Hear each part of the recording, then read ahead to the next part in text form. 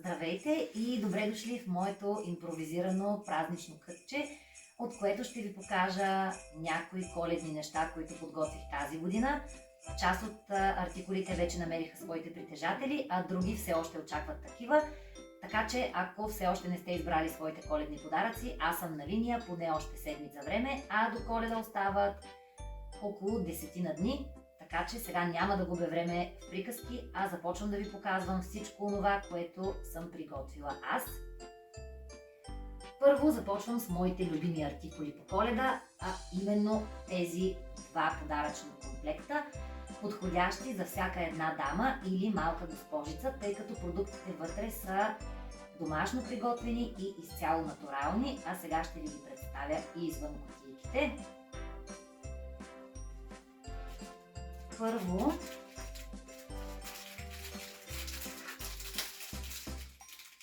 единия комплект съдържа сапунче снежинка и балсам за устни с аромат на портокал. Ето, дори и аромата е изцяло тематичен в случая. А другото комплектче съдържа сапунче елхичка и балсам за устни с аромат на шоколад. За шоколада няма ден и час, мисля, че всички го обичаме целогодишно. Ето и едно сапунче ръкавичка. Преди да продължа към следващите неща, ще ви кажа, че нещата от комплекта се предлагат и по-отделно. Също ето още едно сапунче, ангелче, още едно. Но нека да преминем и към свещите, защото всички знаем, че коледната трапеза винаги е по-красива в компанията на ароматна свещ. Ето тази. Ако харесвате големи свещи, ето вариант и за такава.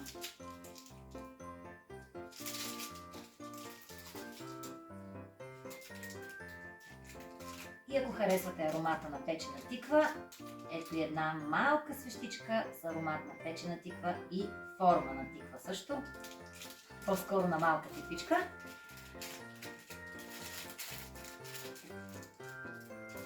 Една свещ в чаша, която съдържа изсушена лавандула и също аромат на лавандула.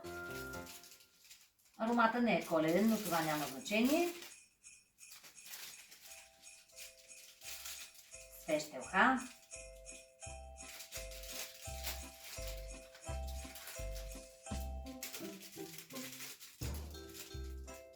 Свещ снежен човек.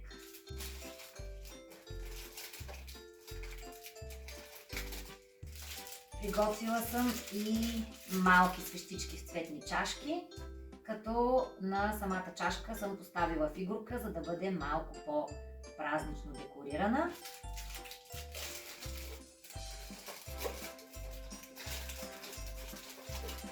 Друго какво да ви покажа? Да. Ето още една тематична свещ в формата на шишарка.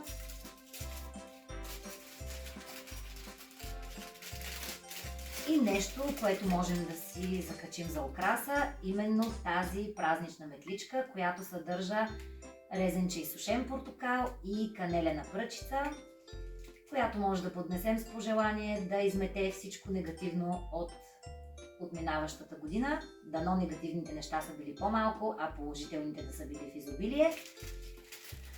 Много още мога да ви показвам и да ви разказвам, но мисля, че видеото ще стане прекалено дълго, затова ако проявявате интерес към всичко това, което предлагам аз, може да ме откриете във Facebook групата Творенията на Силвия, изработени с любов.